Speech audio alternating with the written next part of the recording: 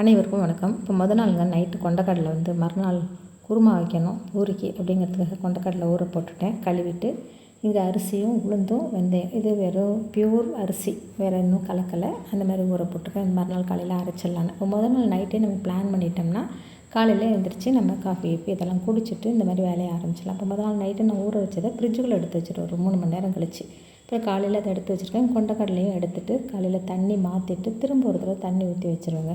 அதை வேக போடுறப்ப அந்த தண்ணியை மறுபடியும் மாற்றிடும். கழுவிட்டு ஊற வச்சாலும் நைட்டு ஊற வைக்கிற தண்ணியை திரும்ப எடுத்துடலாம். இது எல்லாமே கழுவுற தண்ணிகள் எல்லாமே செடிகளுக்கு நம்ம ஒரு பக்கெட்டில் ஊற்றி வச்சுட்டோம்னா அதை கொண்டு போய் நம்ம ஊற்றிக்கலாம்.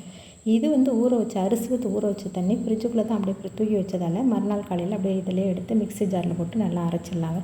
இப்போ ஊற வச்ச கொண்டக்கடலையே தண்ணி மாற்றிட்டேன். இந்த குக்கரில் போட்டு கொஞ்சமாக உப்பு போட்டு வேக வச்சு எடுத்து வச்சுக்கிட்டிங்கன்னா குழையாமல் வேக வச்சு எடுத்து வச்சுக்கணும். நீங்கள் அதில் கொஞ்சம் கவனம் கொடுத்துக்குங்க. சீக்கிரமாக வெள்ளை கொண்டக்கடலை கரைஞ்சிரும், அதனால் பார்த்து வேக வைக்கணும். இப்போ இதுக்கு தேவையான பொருட்கள்லாம் நான் அரைச்சி வச்சுருக்கேன் குருமாவுக்கு. இது என்னென்னா வாசனை சாமான் எல்லாம் இருக்கும் பார்த்திங்களா, பட்டை, சோம்பு, ஏலக்காய், கிராம்பு, அது கொஞ்சம் மிளகு, அப்புறம் கல்பாசி, இது எல்லாமே சேர்த்து நல்லா ஒரு பவுட்ரு பண்ணிவிட்டு அதோடய கொஞ்சம் வெங்காயம், பூண்டு, இஞ்சி அது எல்லாமே சேர்த்து நுணுக்கி வச்சுட்டேன். அப்புறம் எண்ணெய் வச்சு ஒரே ஒரு பிரிஞ்சி இலையை போட்டுட்டு இந்த நம்ம நுணுக்கி வச்சுருக்கோம் பார்த்திங்களா, அதை செதைச்சி வச்சுருக்கோம்ல, அதை போட்டு பரட்டிட்டு அப்புறம் 2 பச்சை மிளகாய், மஞ்சள்தூள், உப்பு போட்டுட்டு இந்த வெங்காயமும் நான் மிக்ஸி ஜாரில் தாங்க அப்படியே க்ரஷ் பண்ணி வச்சுட்டேன். தக்காளியுமே க்ரஷ் பண்ணிவிட்டேன். அப்போ வாசனை சாமாவையும் அதில் க்ரஷ் பண்ணிவிட்டு அப்புறம் கொஞ்சம் அதில் இஞ்சி, பூண்டு, கொஞ்சம் வெங்காயம் எல்லாமே போட்டு வதக்கினதால் மட்டன் டேஸ்ட்டில் தாங்க இந்த குருமா இருக்கும். ரொம்ப சூப்பராக இருக்கும். இப்போ எல்லாமே நல்லா வதக்கிட்டுருக்குறோம். நீங்கள் எண்ணெய் வேணால் கொஞ்சம் கூட வச்சுக்கலாம். பட் எண்ணெய் ரொம்ப அதிகமாக வச்சா தான் டேஸ்ட் அப்படின்னு இல்லை. நம்ம போடுற பொருள்களோட அளவுகள் நீங்கள் பார்த்தீங்கன்னா அது ரொம்ப சூப்பராக இருக்கும். இப்போ இந்த கொண்டக்கடலை பாருங்கள் நல்லா வெந்துருச்சு, சூடாக தான் இருக்குது. நீங்கள் கையால் தொட முடியலன்னா நீங்கள் கரண்டியால் எடுத்து அமுக்கி பார்த்துருங்க. நல்லா வெந்துருச்சு பார்த்திங்களா. இப்போ தக்காளி போடுறேன். இது நல்ல புளிப்பு தக்காளிங்க. அதனால் நான் 2 தக்காளி போட்டிருக்கேன், பெரிய சைஸ் தக்காளி. நம்ம க்ரஷ் பண்ணது எல்லாம் கம்மியாக தெரியும், நம்ம அளவு பார்த்துக்கோங்க. வெங்காயம் ஒரு 200 கிராம் வெங்காயம், சின்ன வெங்காயம் தான் உரித்து க்ரஷ் பண்ணியிருக்கிறேன். இது தக்காளி நல்லா 150 கிராம் இருக்கும். இதையும் போட்டு நல்லா வதக்கியாச்சு. இப்போ தேங்காய், இந்த தேங்காயோட சோம்பு, முழு பொட்டுக்கடலை போட்டிருக்கேன். உங்களுக்கு உடச்ச பொட்டுக்கடலை, பொரிகடலைன்னு சொல்லுவோம் பார்த்திங்களா, அது இருந்தால் உடச்சதை போட்டால் போடுங்க. என்கிட்ட முழு பொரிகடலை, பொட்டுக்கடலை அப்படின்னு சொல்லுவோம். இதை போட்டு நான் அரைக்கிறேன். இப்போ நான் வேக வச்சது 1/2 கிலோ கொண்டக்கடலைங்க. அதனால் கொஞ்சோண்டு அதை எடுத்து வச்சுருக்கேன். லைட்டாக உப்பு போட்டதுனால அதை எடுத்து வச்சுருக்கேன். அது எதுக்குன்னு சொல்கிறேன். இப்போ தேங்காயெல்லாம் ஒரு மூடி காட்டினேன் பார்த்திங்களா, அதில் 3/4 தேங்காய் போட்டிருக்கேன், அரைச்சி போட்டிருக்கிறேன்.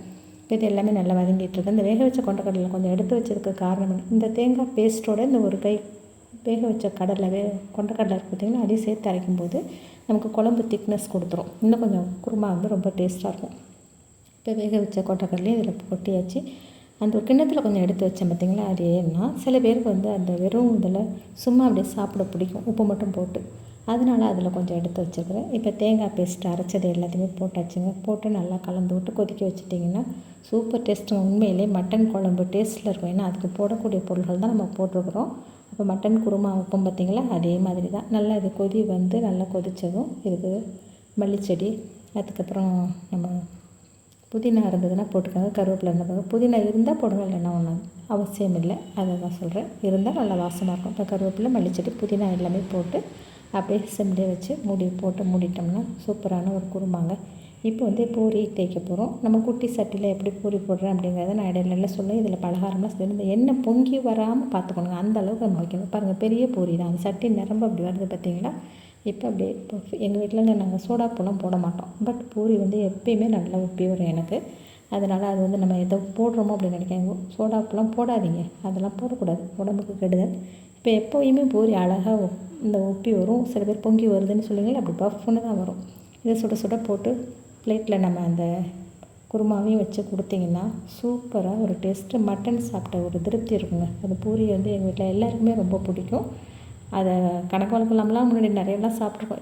இப்போ ஓரளவு அளவாக தான் சாப்பிட்றோம். இப்போ ஒரு பிளேட்டில் வச்சு அந்த குருமாவையும் வச்சு கொண்டக்கடலை குருமா, கறி குருமானே சொல்லலாம். மட்டன் டேஸ்ட்லேயே தான் உண்மையிலே எப்படி இருக்கும். அதனால் இந்த வீடியோ பிடிச்சிருந்தால் லைக் பண்ணுங்கள், ஷேர் பண்ணுங்கள், கண்டிப்பாக சப்ஸ்கிரைப் பண்ணுங்கள்.